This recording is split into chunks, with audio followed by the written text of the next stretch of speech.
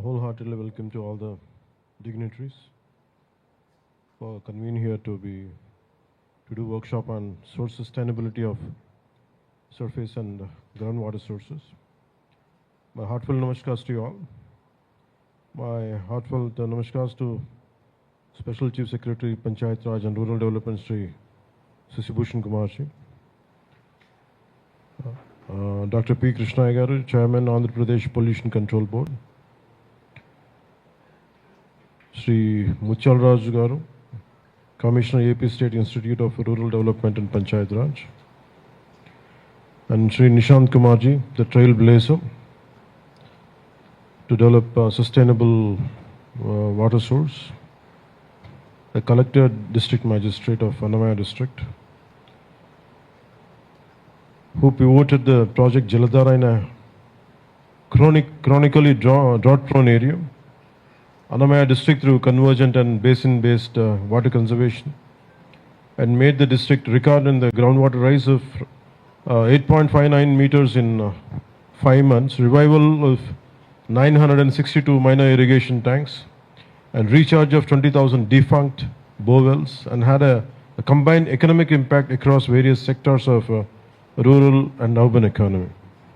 On this occasion, I would like to extend my heartfelt congratulations, and as you have become the trailblazer to all of us, Sri Nishant Kumarji, we wholeheartedly congratulate you. And I also extend my warm greetings and sincere appreciation to all other dignitaries, domain experts, scientists and professors from National Environmental Engineering Research Institute, National Institute of Hydrology, IIT Tirupati, Andhra University, National Ground Water Department and State Ground Water Department, and state government officials from various departments, and all esteemed participants present in this workshop. The reason we have initiated this workshop, long back when we are a few weeks back when we were having a meeting with Principal Secretary Sri Sisibhushanji. So we want to explore how to increase the groundwater level, and that's how, from that discussion only, this workshop emerged out. So we are here to reflect on something that sustains every life, every village and every future, which is water. In a state like ours, Andhra Pradesh, we have been blessed with mighty rivers like Godavari, Krishna, Pennar, Vamsadhara and Nagavali. And it has been always a land of where water shapes its civilization, agriculture and economy. These rivers have nourished our fields, sustained rural livelihoods, and driven the growth of our state for generations. Yet today, despite this natural wealth, we are faced with a critical challenge, not just of water availability, but of ensuring its sustainability and the quality for the future. Ensuring safe, reliable and sustainable drinking water for every rural household is not just a developmental goal, it is our collective responsibility towards future generations. As our ancient Indian wisdom reminds us, water is life, jalame jeevam. A timeless truth that continues to guide our approach even today. Rural water supply systems are facing multiple and emerging challenges. Groundwater depletion, declining surface water sources, contamination and lack of effective monitoring mechanisms have become serious concerns that need urgent attention. Nearly 70 to 80% of pollution in rivers and canals is caused by untreated urban sewage, industrial effluents and agricultural runoff. Even in water-rich regions, water quality is deteriorating, particularly due to unregulated activities such as aquaculture without proper drainage systems. That's the reason why we have invited Sri Krishna Garu, who is the chairman for Andhra Pradesh Pollution Control Board, to be a part of it, to understand, to take your valuable inputs. Especially in tribal and high altitude areas, natural springs which were once reliable sources of drinking water are gradually drying up during summer months. This calls for focused interventions like spring shed rejuvenation to ensure sustainable water supply. It is also observed that some rural water supply systems were implemented without identifying dependable and sustainable sources, leading to non-functional systems. This highlights the importance of scientific planning and evidence-based source identification. We must strengthen technical capacity, adopt modern tools, and establish standardized protocols. Equally important is community participation, and sustainable water management cannot be achieved without people's involvement. This workshop assumes great significance in the context of Jal Jeevan Mission 2.0, which now focuses on long-term water security and sustainable service delivery. In this regard, I acknowledge the vision of the Honorable Prime Minister Shri Narendra Modi ji and the guidance of the Honorable Union Minister for Jal Shakti Shri C.R. Patil ji. I also convey my regards to the Honorable Chief Minister Shri Nara Chandrababu Naidu Garu for prioritizing sustainable water management in the state. Aligned with these efforts, the government of Andhra Pradesh has launched a 100-day water conservation drive from 6th April to 14th July 2026, focusing on groundwater recharge, rainwater harvesting, and aquifer management, and with active community participation. As our traditional wisdom teaches us, Prakriti Samatulyate Jivanadhara. Balance of nature is the foundation of life. Protecting our water resources is central to maintaining that balance. Let this workshop be a platform for actionable outcomes. I request all participants, all the eminent individuals and erudites here in the chosen fields, I request you all to actively engage, share experiences, and contribute practical solutions. Together, let us ensure sustainable water sources and safe drinking water for every rural household. Today, I would like to take all your thoughts and advices. I'll make sure it will be implemented. It will take that spirit to achieve what are the actionable. We will make sure that it will be achievable, and we'll make sure it will be implemented at the ground level. We'll make sure that people will be great participants in this. As a Deputy Chief Minister and Panchayat Raj, Head of Panchayat Raj Minister, definitely I'll whatever the idea, whatever the suggestion you give us, it will be very keenly followed. It will be duly noted, and I'll make sure whatever the actionable plan you give us, I'll make sure that it will be implemented at the grassroots level. Thank you, sir. Thank you very much. Thank you, sir. I would like to take a moment to emphasize that our Honorable Chief Minister and Honorable Deputy Chief Minister are deeply committed to singular and noble mission, bringing clean and safe and sustainable drinking water to every household in the state. Thank you, sir.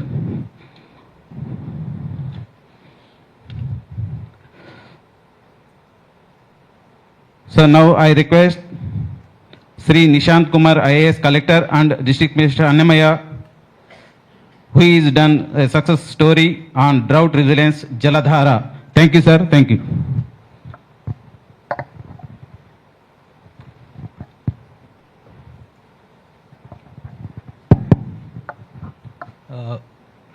A very good morning to all the participants in this workshop. My regards to Special CS Panchayati Raj and Rural Development Shri Shashibhushan sir. My heartiest regard to Honorable Deputy CM State of Andhra Pradesh Shri Pawan Kalyan sir, and senior engineers of RWS department, senior officials of the Panchayati Raj department, and this Panchayati Raj Training Institute. I feel truly it's a privilege for me that I'm standing here in front of this August gathering, and I'm able to talk about the initiative which we have done in the district. So I'll start the presentation. I'll just go with the slides, and if any doubts in between, I'll really welcome you all to please ask. I'm actually a law graduate. I'm not a engineering background. Sir.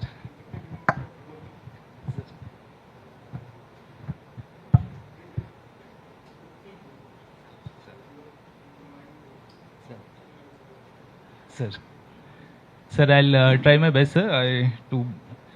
Last few days we have been actually working on the real practical SOP part of it under guidance of Chief Secretary, sir. So I also had the opportunity to take a part in the geo drafting, which has come out well. I think most of the practical steps have been incorporated.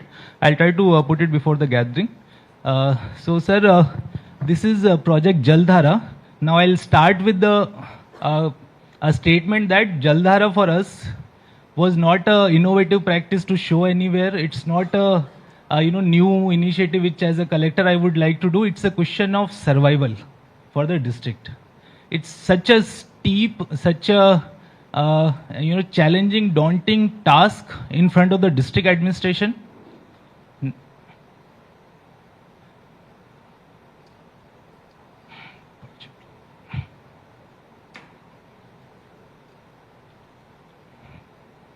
Yes, sir.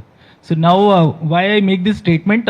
This is the situation in the district when I joined in the district on September 14th, 2025. The district is district is marked with a chronic drought situation. If there are participants from outside the state, Annamai is a district located in southern Andhra Pradesh, landlocked on all sides. It is in the rain shadow region for both southwestern monsoon as well as northeastern monsoon. It is quite far away from coastal side, from Karnataka coast as well as the Nellore coast side. So the average annual rainfall is 74 centimeter. This will be close to some of the districts located in Thar desert. So they also get around 50 to 60 centimeter rainfall. Ours is 74. However, quite erratic. Sometimes it's not evenly distributed. Sometimes it will rain a lot in 1 month, lot of surface runoff. It cannot be stored, it cannot be utilized anything. And if any standing crops are there, due to more quantity of rainfall in short duration, there will be a lot of crop loss. So uneven distribution of rainfall, that's why we are saying erratic rainfall creates more problem than benefiting the district. Then declining groundwater level. When I joined, the groundwater level was around 15 meter. That causes number of problems which sometimes we cannot imagine. One, there's huge burden on the women population to fetch drinking water, to get secure water for the household needs. That is the human cost of it. There's huge burden on the department to ensure that at least minimum 40 to 50 LPCD water liter per capita per day is provided to the population. There is cost involved in transportation of this water. Third, which sometimes we do not realize, every day there are negative news article which dents the image of government and machinery every day. Now this causes a very, very severe problem. Slowly the machinery, the reputation erodes. Every third day there are, photos of women standing with empty buckets, empty vessels, asking for water. When we went around we had 30 mandals that time. This time from January the district has been reorganized. We are now 25, but 30 mandals, 19 were drought declared. For third point, which is most starkingly, the challenge before the district administration, which has to be addressed, 40% area only is sown area, 60% land left fallow. So whatever is the normal area in Kharif season 2025-26, you have only 40% land being sown, 60% is left fallow. That will again cause a problem next year because soil quality, soil moisture, soil organic content, all three will decline drastically if a land is left fallow for 1 year. So there is going to be a cascading effect on the soil health also over a period of year if the land is left fallow. Now this sparks another crisis, which is migration.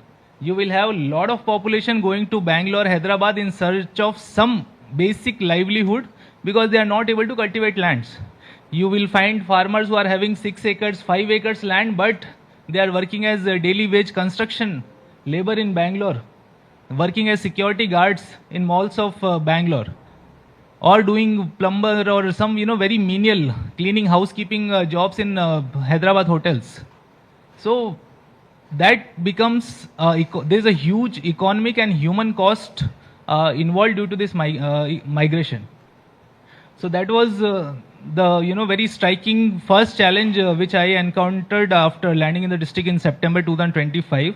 And as I said, around 230 habitations require transportation. More than 60 habitations will require transportation throughout the year. There have been years in 2023-24, like 12 months a year. Transportation, only tanker is the source. Whenever public will see a tanker, they will all come running, women, children, men, everybody. So this is a very starking, a very challenging situation, very alarming situation in the month of September, which we encountered. Now, how to tackle it? The only way to tackle a drought, maybe the answer which first comes to mind is the irrigation project, bringing water from outside, because it's a low rainfall area.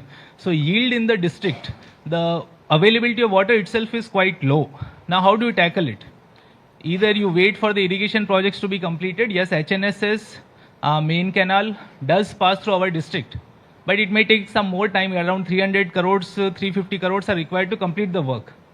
Two major reservoirs are almost formed, but not connected with the main canal now. Now the government is going to take it. But executing major projects require time, and that time is costing in enormous ways. I mean, there may be more number of adverse impact on government with every single day. So how do we tackle it? We sat with all the stakeholder departments. Now, water is such a thing that touches all the primary sector departments: agri, horti, animal husbandry, sericulture, any department related to primary sector. Irrigation is the main provider department. DWAMA, District Water Management Agency, is another very key stakeholder, but surprisingly I have seen, from POITD onwards, that generally MGNRES and irrigation people never sit together. Rare circumstance only they sit together, and functioning wise the integration is sir.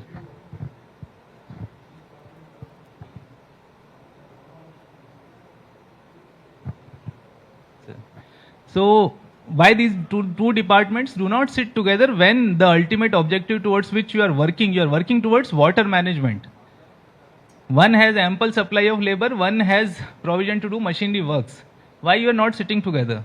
That was one very a point which came to me. So we made a district convergence committee comprising all the departments. Now water resource department, I can assure you, you will not be able to, like a lot of people who work in the district, even after completing 1.5 year, they will not know how many people are there in water resource department.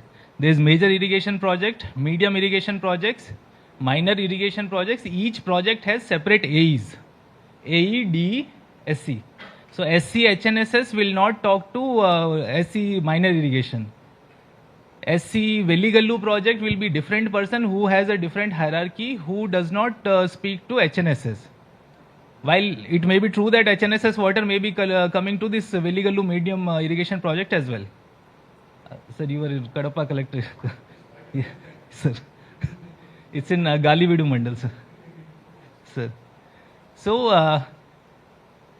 there are so many, there's a huge manpower available in irrigation department, but there's some lack of linking, integrating their functioning. Medium, major irrigation projects, everybody will have AE, DE, superintending engineer, executive engineer. Minor irrigation will have so many subdivisions. If any, there are senior officers also, please try to assess how many subdivisions are there in minor irrigation department in your district. As POITD Rampa Chodvaram, when I had district, I had 3 Ds and 7 As. And if you see the workload, I could not find a single paper coming from them to POITD or collector for almost 2 years. So once you assess how many As are available in the district, you will find that they are much more well endowed in terms of manpower compared to PR engineering wing. There will be number of As will be more only compared to PR engineering wing. While PR engineers are gasping for breath, they are always running around. There is so much work pressure. There is so much information to be given to the head office. AE irrigations, if it's a major project, if no work is going on in canal or headworks, generally they will have only one work, that is to monitor water level in the reservoir. Except that, not much workload.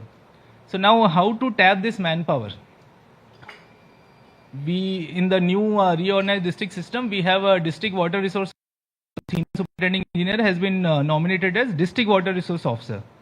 But mandal level, is there any structure? You have a CO Zilla Parishad, you have district development officer or DLDO. Mandal level, you have MPDO. Similarly, for revenue department, you have a revenue divisional officer or sub-collector. Mandal level Tehsildar, district level collector and joint collector.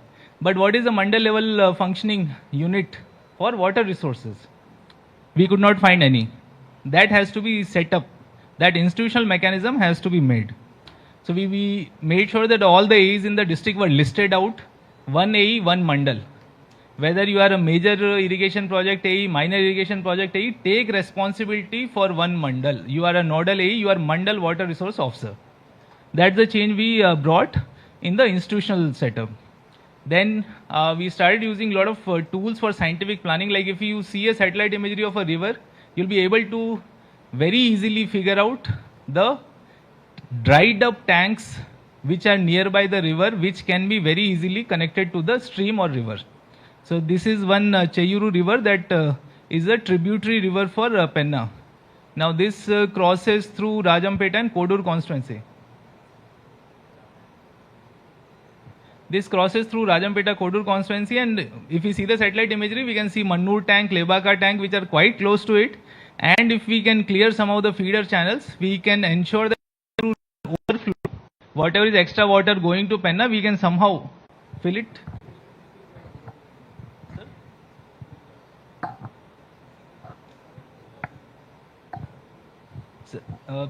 Challenges I had.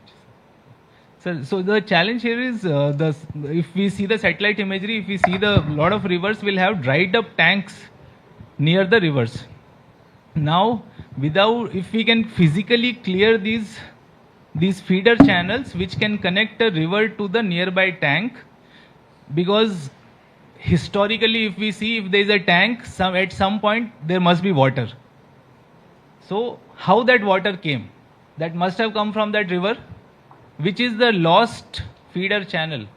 Either it has been covered with bushes, or somebody has encroached, or some rocks have fallen over a period of time, or it has fallen in disuse slowly by dumping of garbage, debris, mining waste. A lot of places we found that mining waste was being dumped unscientifically on the side, which was causing blockages to the feeder channel.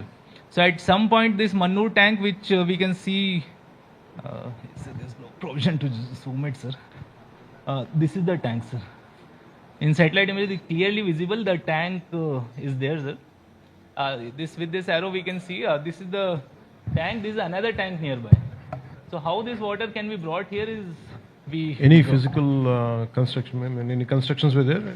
No, sir. Physical construction was not there, sir. Bushes, debris, silt. When you say debris, what does it mean? Apart Sir, from mining debris? Sir, a lot of time illegal gravel digging happens, sir. So illegal gravel digging చేసినప్పుడు అంత కొంత పడతా ఉంటుంది. So now these tanks were to be connected to the river.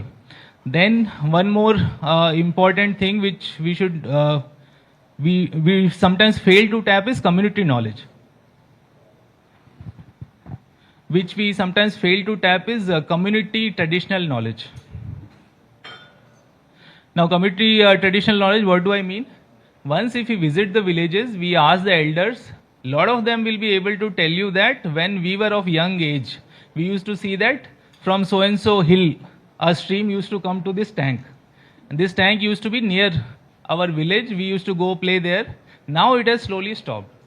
Now during only eyesight inspection, it may not be visible to the Narega field assistant who prepares the estimate for labor mobilization. Somebody has to guide him by seeing a satellite imagery or asking the village elders what may be a course of channel for this tank. And then basin connectivity, that I'll explain in the next slide. So we try to make an action plan where we use community knowledge, all the departments who work towards water security, all the departments who work towards water security, this may be any wing, any department, everybody working towards water security has to come together, sit on a table and give their ideas. So these silos have to be broken between Narega, Dwama, minor irrigation, major irrigation, medium irrigation wings. And there are a lot of scientific tools available, like Aware portal, government of Andhra Pradesh, it has a portal which can give you real-time rainfall predictions for next 5-6 days, and these are fairly accurate because they average out 2 or 3 different international models. You have a lot of satellite imagery available. You have APWRMS, Water Resource Information Management Portal, but these are not updated in some of the districts. So you have to get these updated. Once you get WRMS updated, you will have a list of tanks there. You will know which tanks are filled to what level. Some may be below 25%, some may be absolute 0%, some may be 50% to 75%. So you have WRMS portal, Aware portal, satellite imagery is available. Anybody with a paid version of Google Earth can very well take out an image, including if you just mark the tank with your fingers on the screen, it will give you the exact acreage also, whether it's 15 acre, 20 acre, 30 acre. So this was the planning we started doing at the district level, and then basic connectivity, I'll explain. Now, as collector, why can you not try linking of streams was the question. Generally, we keep hearing that state government, central government, they always talk about interlinking of rivers. When late Honorable Prime Minister Vajpayee was there, when I was in school, we used to hear that India wants to interlink all its major rivers. But over a period of time, slowly projects are happening. State governments also, they try to link, like government has successfully connected Godavari and Krishna rivers. Krishna river is being diverted, Krishna water flow is being sent to Rayalaseema. So why not a district collector can plan to interlink streams? Now the rivers we are talking are all order 5 as per classification. You will have a lot of order 1, 2, 3 streams also, which are generally used for sand mining. These are strong, smaller streams, Kondavagulu, hill streams, Vankalu, ilanti antaru. These are called in these local language, these kind of terms. So you will have a lot of order 1, 2, 3 stream where water flow is not throughout the year. Sometimes it comes, but when it comes, it can be tapped. It will come near monsoon season, it will come during cyclonic rainfall, and if you do not tap, it will cause loss to the nearby agriculture fields by overflowing. So what we did, every major river basin, like for example, Penna River is the major basin for Annamaya district. Below Penna River, you have 2 major tributaries, Cheyuru, Papagni. That is minor basin. Below Cheyuru minor basin, you will have 49 sub-basins which are notified in the Central Water Commission maps also. So if 49 sub-basins, if you can go to that level, below that micro basins will also be there, but I will restrict to sub-basins. Now, to explain it very crudely, take the rain gauge data, how much rain has fallen in this sub-basin area, apply any scientific formula which is known to almost all irrigation department people. Dickens formula, Dickens method is one method. Assess the water yield in the sub-basin. How much water is fallen in this sub-basin, and most of the sub-basin will have notified Aya cut. How much Aya cut is notified under that sub-basin? Aya cut, Anta Aya cut, or to that Aya cut, if we have to supply water, how much water is needed? So availability minus demand. If it is positive, it's surplus. If it's negative, it is deficit. To explain it like very simply. Now, once we started assessing, we had 49 sub-basins. We found that some were really surplus. So we found that 36 sub-basin number 36 was surplus, 35 was surplus, 43 was also surplus. Then, like I showed in the previous satellite image, what we tried, sub-basin to deficit sub-basin will transfer.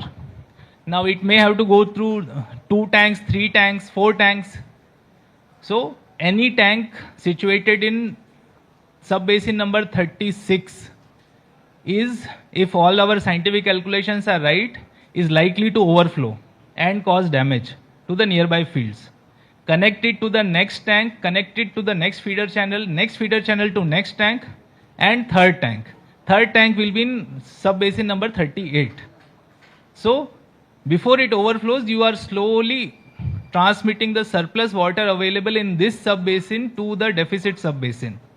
If you superimpose deficit sub-basins on your district map, you can very well figure out which are the gram panchayats which fall in the deficit sub-basins. So you know that you have to, while doing your feeder channel works, if you try to maintain little bit gravity, I mean too much scientific work here may not be possible, but if you maintain the contour, surplus sub-basin, higher contour, this is little downside. Slowly with gravity, lot of water will flow. Now with this experiment, 2-3 of my engineers were good with it. Irrigation department engineers, we tried some places, we put machinery, we even when it was raining, we put machinery and created some cascades, linked some of the tanks to the nearby streams, and we could transmit 4 TMC of water, 3.9 TMC of water from surplus to deficit. Now 3 or 4 TMC irrigation project, if you have to construct, it takes more than 1,000 crore rupees. So 4 TMC of surplus water which would have either gone waste or would have caused damage to the standing crops, we could send it to the tanks which were empty. This is how we tried the interlinking of rivers by state central government model at our district level. Now these are the changes which I have explained till now. What was the earlier approach? What is the change we brought?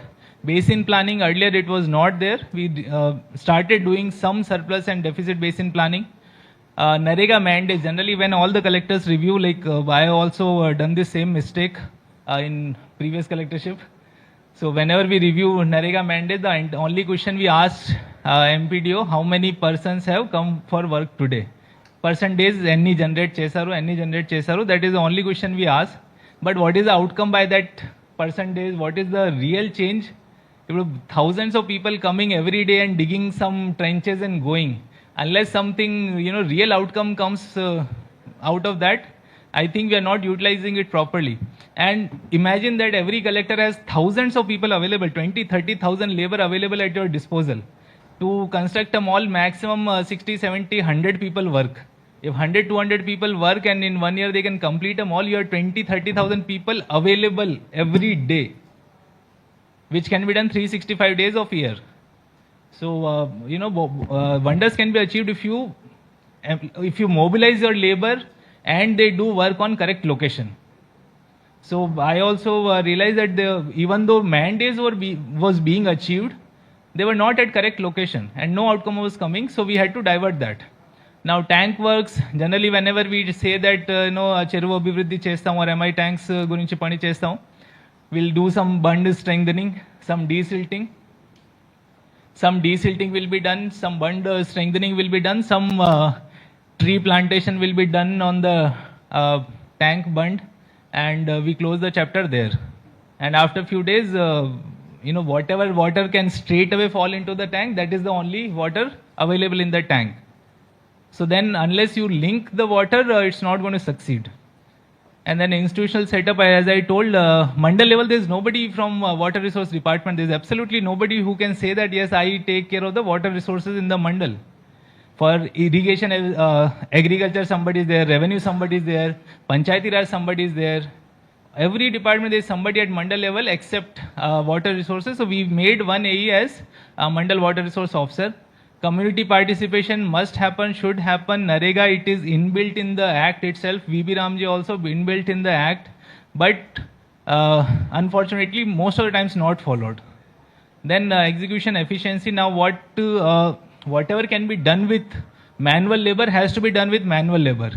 And you have to identify the critical locations, which is not possible through manual labor. Now critical locations, I mean rocky terrain, number one.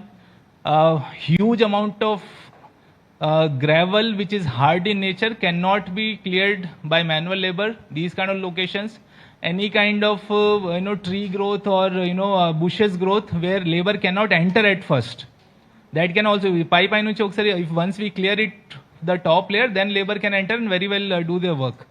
So we have to identify such critical locations, and machinery has to be put only at critical location. I again repeat it. Lot of times collectors start discussion with their engineers and first number arrives at 10 crore rupees to start chesta hu. And then 10 crore becomes during the implementation of program 50 crore, and then everybody loses interest. So machinery work has to be extremely rarely used, but only at critical locations. And with as much efficiency you identify this critical location, more successful you will be. Now, whatever I explained, how we executed in the field, sir, like 532 cascades we identify. Cascade is water coming from any source, can be another tank or hill. It comes to a tank and goes to another.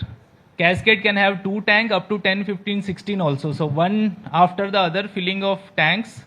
So we identified 532 cascades which were covering around 1200 tanks in the district. We had 3082 tanks in the district, 3082. And 962 MI tanks which were blocked and lying dried for years together. I will show you examples. Some cases it was more than 4 decades. That we tried to revive. NREGA, we sanctioned and executed 3,861 targeted wage works. Only wage works. This we would be doing otherwise in other parts in very isolated manner to achieve our mandate's target. But we try to identify the correct location where it is required: farm ponds, trenches, feeder channels.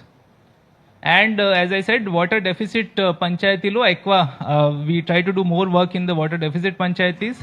Machinery works here. You should have like very focused team who can cut down 10 lakh estimate to 1 lakh. And I, along with two of my senior engineers, two SCs, our only work was to cut down estimates. That one like very dedicated team is required to make 1 crore into 5 lakh, 2 lakh, 3 lakh. And if you see the sanctioned list, nothing will exceed 3 lakh rupees. Nothing. 1.2, 1.3, 1.7. 60 works and 1 crore 73 lakhs. This we have mobilized from district level. Some old available funds we have used. We did not put budgetary burden on the state government.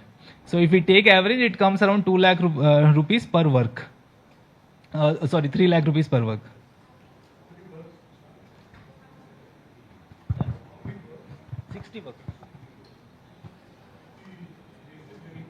Yes, 60 locations. Yes. Now, as I said, I joined the district in September 2025. Monsoon is already over. Now, only thing you can pray is somehow some rainfall should happen. Somehow, somewhere rain should come. I worked as sub-collector Tirupati 10 years before 2016. So I know that October, November, sometimes some cyclones come. So that time also November, I think one cyclone had come.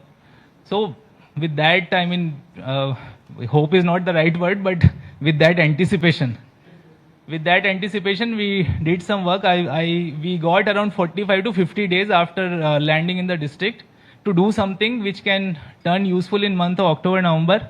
And luckily, I mean, you know, we were praying for one cyclone, we got two cyclones. So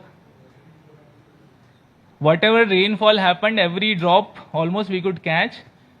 Some risky works were involved. Even when it was raining, we had to do the works, but there was no option because otherwise it would have gone as surface runoff in a waste manner.